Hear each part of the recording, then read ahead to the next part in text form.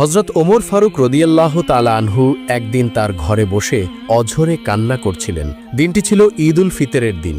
সকালবেলা সকলেই গোসল করে সুন্দর আতর লাগিয়ে এবং জামা কাপড় পরিধান করে ঈদের নামাজে যাওয়ার জন্য প্রস্তুতি নিচ্ছে। ঠিক এমন অবস্থায় আল্লাহর রসুল সাল্লাল্লাহু আলাইহি ওয়াসাল্লামের একজন সাহাবী, যিনি এই পৃথিবীতে থেকে জান্নাতের সুসংবাদ প্রাপ্ত হয়েছিলেন, হজরত ওমর ফারুক রাদিয়াল্লাহু তাআলা আনহু তার ঘরের কোনায় বসে অঝরে কান্না করছিলেন। তার এই শিশুসুলভ আচরণ দেখে সাহাবীরা বললেন, হে ওমর ফারুক রাদিয়াল্লাহু তাআলা আনহু, আপনি কেন শিশুদের মতো কান্না করছেন? আজকে তো ঈদের দিন, আজকে তো মুসলমানদের খুশির দিন। দেখুন, সবাই ঈদের নামাজে যাওয়ার জন্য তৈরি হচ্ছে। আপনি কি আমাদের সাথে ঈদের নামাজে যাবেন না? তখন হজরত ওমর ফারুক রাদিয়াল্লাহু তাআলা আনহু সাহাবাদের কথার উত্তরে বললেন, হে সাহাবারা, আমি জানি না আল্লাহ পাক রাব্বুল আলামিন আমাকে ক্ষমা করছেন কিনা, কারণ যে রমজানে আল্লাহর সন্তুষ্টি অর্জন করতে পারলাম না, আল্লাহর ক্ষমা লাভ করতে পারলাম না, তার জন্য তো জাহান্নাম নির্ধারিত। ওমর ফারুক রাদিয়াল্লাহু তাআলা আনহু আরও বললেন, আমার মহান রব আমাকে ক্ষমা করছেন কিনা তা আমি জানি না। প্রিয় দর্শক, হজরত ওমর ফারুক রাদিয়াল্লাহু তাআলা আনহু দিনের বেলায় রাষ্ট্রের কাজ এবং জনগণের সেবায় ব্যস্ত থাকতেন। তাছাড়া দৈনিক নির্দিষ্ট 5 বেলা জামাতের সাথে নামাজ আদায় করার পরেও রাত্রে তিনি অতিরিক্ত নামাজ পড়তেন এবং রমজান মাসে রোজা রাখার ব্যাপারে তিনি কড়াকড়ি নিয়ম পালন করতেন। প্রতি বছর তিনি হজ পালন করতেন। মৃত্যুর পূর্বে তিনি অনবরত 2 মাস রোজা রেখেছিলেন। হজরত ওমর রাদিয়াল্লাহু তাআলা আনহুর 2 চোখ দিয়ে টপ টপ করে পানি গড়িয়ে পড়ছিল। হয়তো হজরত মুহাম্মদ সাল্লাল্লাহু আলাইহি ওয়াসাল্লামের রেখে যাওয়া কোরআন এবং হাদিস থেকে তার জীবনে তিনি যে জ্ঞান লাভ করেছিলেন, সে স্মৃতিচারণ করে তিনি ব্যাকুল হয়ে উঠেছিলেন। ঈদের দিন সকালবেলা রমজানের মতো মহামান্বিত মাসে আল্লাহ পাক রব্বুল আলামিনের সন্তুষ্টি লাভ করেছেন কিনা সে নিয়ে তিনি চিন্তায় বিভোর হয়ে উঠেছিলেন। মাহে রমজানের কঠোর সাধনার পরে ঈদের দিনের একটি কাহিনী। ঈদের দিন সকালে কিছু ছোট ছেলেমেয়েরা হজরত হাসান এবং হোসেন রাদিয়াল্লাহু তাআলা আনহুকে বলতে লাগলো, আজকে তো ঈদের দিন, দেখো আমরা সবাই নতুন নতুন জামা কাপড় পরে আসছি, তোমাদের নতুন জামা কোথায়? তোমরা তো দেখছি এখনো আগের পুরাতন জামাই পরে আছো, তোমাদের কি নতুন জামা কিনে দেয়নি? ছোট শিশুদের কথা শুনে হজরত হাসান এবং হুসেন রাদিয়াল্লাহু তাআলা আনহু এক দৌড় দিয়ে তাদের ঘরের ভেতরে ঢুকে গেল এবং তাদের আম্মাজান হজরত ফাতেমা রাদিয়াল্লাহু তাআলা আনহুকে খুঁজতে লাগলো আর বলতে লাগলো, আম্মা আম্মা, বাইরে সবাই দাঁড়িয়ে আছে, আমাদের বন্ধুদের সঙ্গে ঈদের নামাজে যাব, আমাদের নতুন জামা কাপড় কোথায়? আমাদেরকে এখনই আমাদের নতুন জামা কাপড় পরিয়ে দাও এবং সুগন্ধি মাখিয়ে ঈদের নামাজের জন্য প্রস্তুত করে দাও, তোমরা এখন গিয়ে গোসল করে এসো। মায়ের মুখে এমন কথা শুনে তখন 2 ভাই খুশিতে নাচতে নাচতে গোসল করতে চলে গেল। এদিকে মা ফাতেমা চিন্তিত হয়ে গেলেন এবং কান্না শুরু করে দিলেন। তিনি সমস্ত কাজকর্ম ফেলে দিয়ে জায়নামাজ বিছিয়ে নামাজে বসে গেলেন। পরম আন্তরিকতায় নামাজ শেষে তিনি মোনাজাতে আল্লাহ পাক রব্বুল আলামিনের দরবারে কেঁদে কেঁদে বলতে লাগলেন, হে আল্লাহ, আমি তো আমার সন্তানদেরকে মিথ্যা সান্ত্বনা দিয়েছি। আমি আমার সোনামণিদেরকে বলেছি তারা গোসল করে আসলেই তাদের নতুন জামা কাপড় পরিয়ে দিব, সুগন্ধি মাখিয়ে দিব। কিন্তু হে আল্লাহ পাক রব্বুল আলামিন, হে আমার রব, তারা যদি গোসল করে এসে নতুন জামা কাপড় না পায় তখন আমি তাদেরকে কি জবাব দিব? মা হয়ে আমি ছোট শিশুদের সামনে মিথ্যা প্রমাণিত হব। হে আল্লাহ, এই বিপদ থেকে আমাকে রক্ষা করো। আমার আদরের দুলালদের কাছে আমি কি বলবো? হজরত ফাতেমা রাদিয়াল্লাহু তাআলা আনহু এই কথা বলে সিজদায় আল্লাহর কাছে কান্না করতে লাগলো, হে আল্লাহ, তুমি বলে দাও এখন আমি কি করব? হজরত ফাতিমা রাদিয়াল্লাহু তাআলা আনহু এসব বলে যখন আল্লাহর দরবারে ফরিয়াদ করেছিলেন, এমন সময়ে তিনি দেখতে পেলেন যে হজরত হাসান এবং হোসাইন রাদিয়াল্লাহু তাআলা আনহু নতুন জামা কাপড় হাতে নিয়ে ঘরে ঢুকছে। হজরত ফাতেমা হজরত হাসান হোসাইনকে জিজ্ঞেস করলেন, সোনামণিরা, তোমাদের হাতে এগুলো কিসের জামা কাপড়? আর তখন 2 ভাই একসাথে জবাব দিল, মা, আমরা গোসল শেষ করে যখন বাড়ির দিকে রওনা করেছিলাম তখন একজন লোক আমাদেরকে বলল, হাসান হোসাইন, একটু দাঁড়াও। তিনি তার পরিচয় দিয়ে বললেন, আমি দর্জির দোকান থেকে এসেছি, এই নাও তোমাদের নতুন জামা কাপড়, এবং আমাদেরকে আমাদের নতুন জামা কাপড় হাতে ধরিয়ে দিল।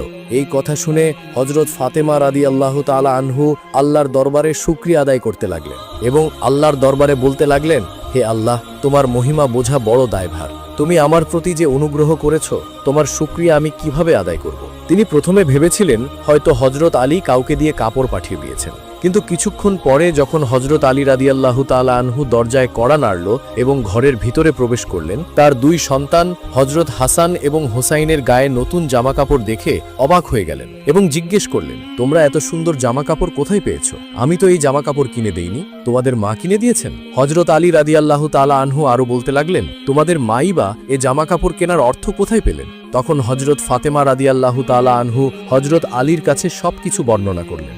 হজরত আলী এবং হজরত ফাতেমা রাদিয়াল্লাহু তাআলা আনহুর বুঝতে বাকি রইল না যে যিনি জামা দিয়ে গেছেন নিশ্চয়ই তিনি আল্লাহর কোনো ফেরেশতা ছিলেন।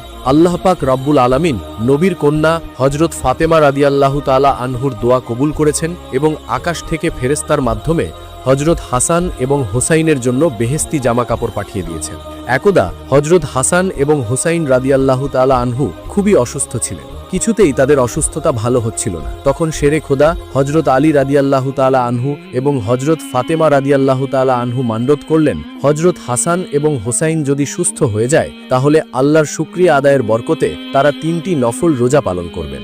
দিন যেতে লাগলো। হজরত হাসান এবং হোসাইন রাদিয়াল্লাহু তাআলা আনহু সুস্থ হয়ে ওঠার পরে তারা নিয়ত পূরণ করার জন্য রোজা রাখা শুরু করলেন। তারা 3টি রোজা রাখার নিয়ত করেছিলেন, কিন্তু রোজা পালন করার জন্য সেহরি খাওয়ার মতো তাদের ঘরে কোনো কিছুই ছিল না। ফলে তারা সেহরি করার জন্য কোনো কিছুই না পেয়ে শুধুমাত্র পানি খেয়ে রোজার নিয়ত করে ফেলল। হজরত আলী রাদিয়াল্লাহু তাআলা আনহু আল্লাহর দেয়া রিজিক অন্বেষণে হাড় ভাঙা পরিশ্রম করে কিছু জব নিয়ে আসতেন। সেই জবগুলো জাতায় পিষে হজরত ফাতেমা রাদিয়াল্লাহু তাআলা আনহা রুটি বানাতে শুরু করলেন। সেই রুটি দিয়ে যখন ইফতারি করতে বসলেন, ঠিক ওই সময় একজন দরিদ্র ব্যক্তি তাদের ঘরে এসে বলল, হে আলী, হে ফাতেমা, আমি তো সারাদিন কোনো কিছুই খাইনি, আমি ক্ষুধার জ্বালায় মরে যাব, তোমরা কি কিছু আমাকে খেতে দিতে পারবে? তখন হজরত আলী এবং হজরত ফাতেমা রাদিয়াল্লাহু তাআলা আনহার ওই দরিদ্র ব্যক্তির প্রতি খুব মায়া হলো। যদিও তারা নিজেরাও ক্ষুধার্ত ছিল, তারপরেও তাদের ইফতারের জন্য রাখা রুটিগুলো সেই দরিদ্র ব্যক্তিকে দিয়ে দিল।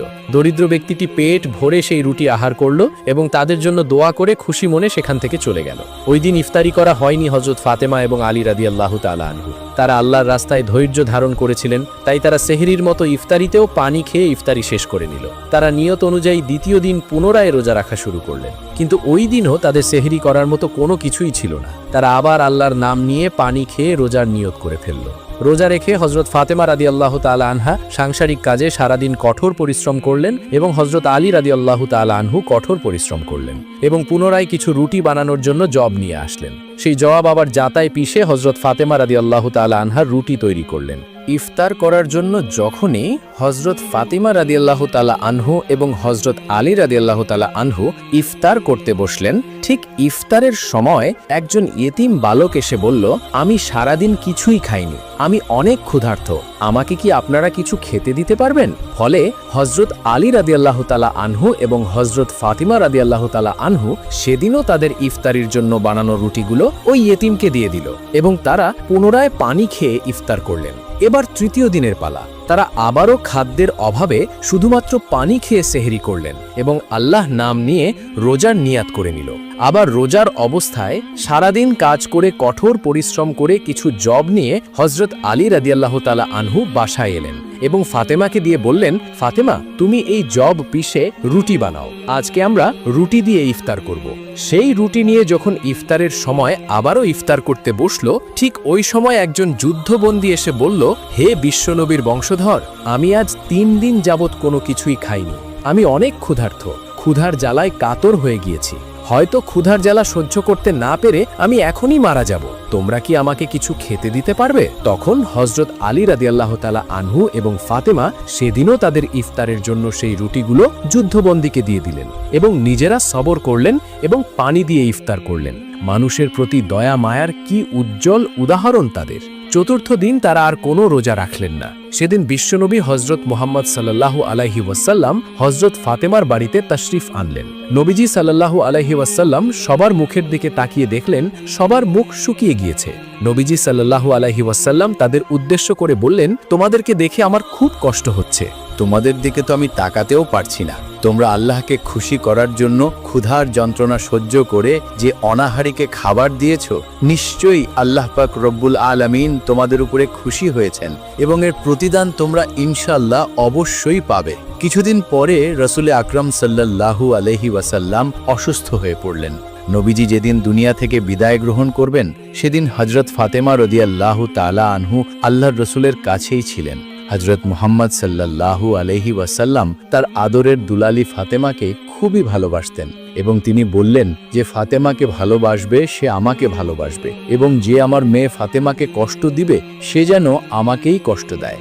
নবীজি কিছুক্ষণ পরে কেঁদে উঠলেন। তখন ফাতেমা রাদিয়াল্লাহু তাআলা আনহু নবীজিকে জিজ্ঞেস করলেন, আব্বাজান আপনি এভাবে কান্না করছেন কেন? তখন বিশ্বনবী সাল্লাল্লাহু আলাইহি ওয়াসাল্লাম বললেন, মা, আমি যেদিন দুনিয়া থেকে বিদায় হয়ে মহান আল্লাহ পাক রব্বুল আলামিনের দরবারে চলে যাব তখন আমার উম্মতের কি অবস্থা হবে সেই কথা চিন্তা করে আমি অস্থির হয়ে পড়ছি। রসুলে আকরাম সাল্লাল্লাহু আলাইহি ওয়াসাল্লামের মুখে এমন কথা শুনে হযরত ফাতেমা রাদিয়াল্লাহু তাআলা আনহা কান্না করতে লাগলেন। হযরত ফাতেমা রাদিয়াল্লাহু তাআলা আনহু বুঝতে পারলেন যে হয়তো নবীজি আকরাম সাল্লাল্লাহু আলাইহি ওয়াসাল্লাম আজকে দুনিয়া থেকে বিদায় হয়ে যাবেন। তারপর দরজায় খটখট করে শব্দ হলো। হযরত ফাতেমা রাদিয়াল্লাহু তাআলা আনহু নবীজির কাছে অনুমতি নিয়ে যখন দরজা খুলতে গেলেন তখন তিনি ভয়ে চিৎকার করে আবার ঘরে ঢুকলেন। বিশ্বনবী জিজ্ঞেস করলেন, কি মা, কি হয়েছে? তখন হযরত ফাতেমা রাদিয়াল্লাহু তাআলা আনহু কেঁদে কেঁদে বললেন, আব্বাজান, দরজা খুলে দেখতে পেলাম একজন মানুষ বাহিরে দাঁড়িয়ে আছে, যার পাটা হচ্ছে জমিনে আর মাথা দেখা যায় আসমানে। আব্বাজান, আমি এরকম ভয়ঙ্কর জিনিস আর জীবনে কখনো দেখিনি। বিশ্বনবী হজরত ফাতেমাকে বলল, মা, ওনাকে আসতে দাও। উনি হচ্ছেন মৃত্যুর ফেরেশতা হজরত আজরাইল আলাইহিসসালাম। এই কথা শুনে হজরত ফাতেমা রাদিয়াল্লাহু তাআলা আনহু চিৎকার দিয়ে উঠলেন। হজরত আজরাইল আলাইহিসসালাম ঘরের মধ্যে প্রবেশ করে নবীকে সালাম দিলেন এবং বললেন, ইয়া রাসূলুল্লাহ সাল্লাল্লাহু আলাইহি ওয়াসাল্লাম, আল্লাহ আপনাকে সালাম জানিয়েছেন। হে নবী, আল্লাহর পক্ষ থেকে আমি আপনার জান কবজ করতে এসেছি এবং আল্লাহ তাআলা বলে দিয়েছেন আপনার অনুমতি না নিয়ে আমি যেন ঘরে না ঢুকি এবং আপনার জান কবজ না করি, আর যদি আপনি ফিরে যেতে বলেন তবে যেন আমি অবশ্যই ফিরে যাই। বিশ্বনবী হজরত আজরাইলকে উদ্দেশ্য করে বললেন, হে আজরাইল, আমি যেদিন দুনিয়া থেকে চলে যাব সেদিন থেকে আমার গুনাহগার উম্মতের কি হবে? এমন সময় আল্লাহ পাক রব্বুল আলামিন হজরত জিব্রাইল আলাইহিসসালামকে নবীজি সাল্লাল্লাহু আলাইহি ওয়াসাল্লামের কাছে পাঠিয়ে দিলেন এবং বলে দিলেন, হে জিব্রাইল, তুমি আমার বন্ধু মুহাম্মদকে গিয়ে বলো সে দুনিয়া থেকে চলে যাওয়ার পরে তার উম্মতের দায়িত্ব স্বয়ং আল্লাহ পাক রব্বুল আলামিন গ্রহণ করবেন। তখন হজরত জিব্রাইল আলাইহিসসালাম নবীজির কাছে এসে আল্লাহ পাক রব্বুল আলামিনের কথা নবীজি সাল্লাল্লাহু আলাইহি ওয়াসাল্লামকে শুনিয়ে দিলেন। তখন বিশ্বনবী মুচকি হাসতে হাসতে হজরত আজরাইল আলাইহিসসালামকে লক্ষ্য করে বললেন, হে আজরাইল, এবার তুমি তোমার দায়িত্ব পালন করতে পারো। প্রিয় দর্শক, হজরত মুহাম্মদ সাল্লাল্লাহু আলাইহি ওয়াসাল্লাম তার কন্যা ফাতেমা রাদিয়াল্লাহু তাআলা আনহাকে তিনি অত্যন্ত ভালোবাসতেন। হযরত ফাতেমা রাদিয়াল্লাহু তাআলা আনহার জীবন ছিল কঠিন পরীক্ষায় পরিপূর্ণ। অতি দরিদ্র স্বামীর সংসারে দুটি সন্তান নিয়ে চারজন মানুষের জীবনযাপন মোটেও সহজ ছিল না। তবুও তার মুখে ছিল না বিরক্তির ছাপ, কপালে ছিল না চিন্তার ভাঁজ এবং অন্তরে ছিল না বিন্দুমাত্র বিষণ্ণতা। সংসারের ঘানি টেনে ক্লান্ত ফাতেমা রাদিয়াল্লাহু তাআলা আনহা স্বামীর কাছে একটা আবদার করে বসলেন। হযরত আলী রাদিয়াল্লাহু তাআলা আনহুকে বললেন, যদি আমার সংসারে একটি দাসী থাকতো তাহলে আমাদের কাজ অনেকটাই হালকা হয়ে যেত। কাজের জন্য একজন দাসী নিয়োগ করা আপনার পক্ষে কি সম্ভব? প্রিয়তমা স্ত্রীর এমন ন্যায্য আবদারে বিচলিত হয়ে পড়লেন হযরত আলী রাদিয়াল্লাহু তাআলা আনহা।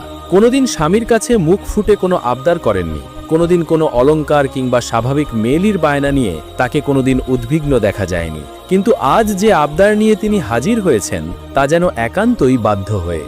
হযরত ফাতেমা রাদিয়াল্লাহু তাআলা আনহুর আবদারে খানিকটা চুপ হয়ে রইলেন হযরত আলী রাদিয়াল্লাহু তাআলা আনহু। তারপরে হযরত ফাতেমাকে বললেন, তোমার কষ্ট আমি বুঝি, ভীষণ কাজের ভারে তোমার দুর্বল হয়ে যাওয়া শরীর দেখে আমিও কষ্ট পাই। তোমার কষ্ট লাঘবের তাগিদে যে আবদার করে বসেছ, আমার কাছে তা মেটাতে পারলে আমার চাইতে বেশি খুশি এ ধরায় আর কেই বা হতে পারে। কিন্তু ফাতেমা, আমার সামর্থ্যের ব্যাপারে তোমার চাইতে বেশি আর কে জানে? তোমার এ আবদার রক্ষায় আমি যে একান্তই অপারক আর অক্ষম তা নতুন করে বলার প্রয়োজন নেই। পুনরায় কথা বললেন হযরত আলী রাদিয়াল্লাহু তাআলা আনহা। তার চোখে মুখে এমন দোল খাচ্ছে সম্ভাবনার রেখা। কোনো এক বিচিত্র কারণে তাকে বেশ আশাবাদী, বেশ উৎসাহী ও প্রফুল্ল দেখা দিল।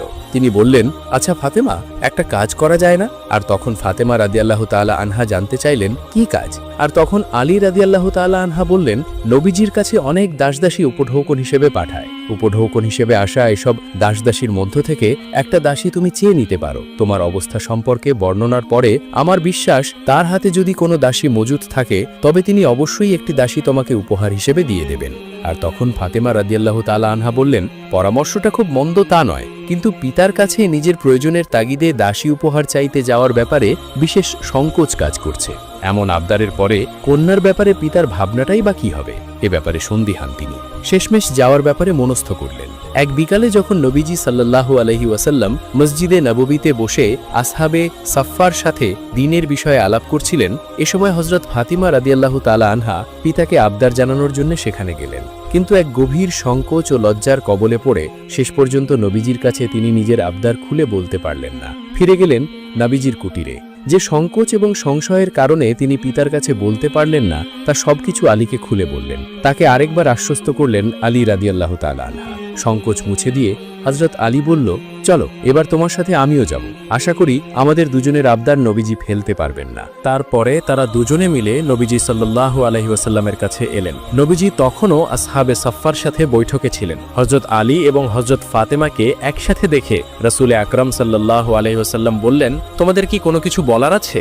সংকোচে নিজেকে গুটিয়ে ফেললেন হযরত ফাতেমা রাদিয়াল্লাহু তাআলা আনহা। পিতার জন্য তার ভালোবাসা এবং শ্রদ্ধা এত বেশি যে নিজের জন্য কোনো কিছু মুখ ফুটে চাইবেন সেই সাহসটুকু পাচ্ছেন না। হযরত ফাতেমাকে চুপ থাকতে দেখে হযরত আলী রাদিয়াল্লাহু তাআলা আনহু বললেন, আমরা আসলে একটা চাহিদা নিয়ে আপনার কাছে উপস্থিত হয়েছি। হাসি মুখেই নবীজি সাল্লাল্লাহু আলাইহি ওয়াসাল্লাম বললেন, তা বেশ তো, কি চাহিদা বলো দেখি। হযরত আলী রাদিয়াল্লাহু তাআলা আনহু বললেন, আসলে সংসারের কার্যক্রম এক হাতে সামলাতে ফাতেমার অনেক পরিশ্রম হয়, কিন্তু ওর জন্য একটা দাসী নিয়োগ দেব সেই সামর্থ্য আমার নেই। আমরা ভাবলাম আপনার কাছে তো অনেকেই উপঢৌকন হিসেবে দাসী পাঠায়, তাদের মধ্য থেকে একজন দাসী যদি আপনি আমাদেরকে দিতেন তাহলে ফাতেমার পরিশ্রম অনেকটাই লাঘব হতো। হযরত আলী রাদিয়াল্লাহু তাআলা আনহার কথা শুনে হযরত নবী করিম সাল্লাল্লাহু আলাইহি ওয়াসাল্লামের চেহারা একেবারে বিমর্ষ হয়ে উঠল। স্বাভাবিক জ্যোতিতে ক্ষণকালের জন্য তাতে পরিস্ফুটিত হলো বিষাদের রেখা। এমন নিষ্প্রাণ চেহারা নিয়ে ক্ষণিক বাদে নবীজি সাল্লাল্লাহু আলাইহি ওয়াসাল্লাম বললেন, যদি আমার কথায় তোমরা মন খারাপ করো তারপরও আমাকে বলতে হচ্ছে, তোমাদের জন্য এই মুহূর্তে আমি কোনো কিছুই করতে পারছি না। ওই যে আসহাবে সুফফা দেখছো, ওদের অবস্থা তোমাদের চাইতেও করুন। ওরা তোমাদের চাইতে অনেক গরিব। এই মুহূর্তে আমার কাছে আসা উপঢৌকনের কেউ যদি বেশি হকদার হয়ে থাকে তবে একমাত্র তারাই। সুতরাং তোমাদের আবদার রাখা আমার পক্ষে সম্ভব নয়। সেদিন নবীজি যার মুখের উপরে না বলে দিয়েছিলেন তিনি তার সবচাইতে প্রিয় সাহাবীদের মধ্যে একজন, আর যার সম্মুখে আবদার মেটাবার ব্যাপারে অসম্মতি জ্ঞাপন করেছিলেন তিনি নবী করিম সাল্লাল্লাহু আলাইহি ওয়াসাল্লামের প্রিয় কন্যা হযরত ফাতেমা রাদিয়াল্লাহু তাআলা আনহু। দুজনের সবচেয়ে প্রিয় মানুষের সামনে এমন নিঃসংকোচ অসম্মতি তিনি জানিয়েছিলেন কেবল মসজিদে নববীতে আশ্রয় নেওয়া অতি দরিদ্র আসহাবে সাফফার জন্য। আত্মীয়তা এবং ভালোবাসার কাছে তার ন্যায় বিচার হেরে যায়নি সেদিন। স্বার্থপর পৃথিবীতে এমন নিঃস্বার্থ দৃষ্টান্ত স্থাপন নবীজি সাল্লাল্লাহু আলাইহি ওয়াসাল্লামের বেলাতেই কেবল সম্ভব। হতাশ হয়ে ফিরে এলেন হযরত আলী এবং হযরত ফাতেমা রাদিয়াল্লাহু তাআলা আনহা। যদিও তারা নবীজির সিদ্ধান্তে মোটেও মনক্ষুণ্ণ নন, কিন্তু ঘটনার আকস্মিকতায় তারা বিমর্ষ। সেদিন সন্ধ্যায় নবী করিম সাল্লাল্লাহু আলাইহি ওয়াসাল্লাম ফাতেমার ঘরে প্রবেশ করলেন। নবীজির এমন অসাধারণ উপস্থিতিতে হযরত ফাতেমা এবং হযরত আলী রাদিয়াল্লাহু তাআলা আনহু তখন হতভম্ব হয়ে পড়লেন। তড়িঘড়ি করে নবীজি সাল্লাল্লাহু আলাইহি ওয়াসাল্লামকে তখন তারা অভ্যর্থনা জানাতে ব্যস্ত হয়ে পড়লেন। আর তখন নবীজি সাল্লাল্লাহু আলাইহি ওয়াসাল্লাম ইশারার মাধ্যমে তাদেরকে থামিয়ে দিলেন এবং বিছানায় তাদের পাশে গিয়ে বসে পড়লেন। নবীজির দয়ার্ত চেহারা থেকে প্রিয় সাহাবীদের জন্য অফুরান ভালোবাসা এবং প্রিয় কন্যার জন্য মমতা উপচে পড়ছে।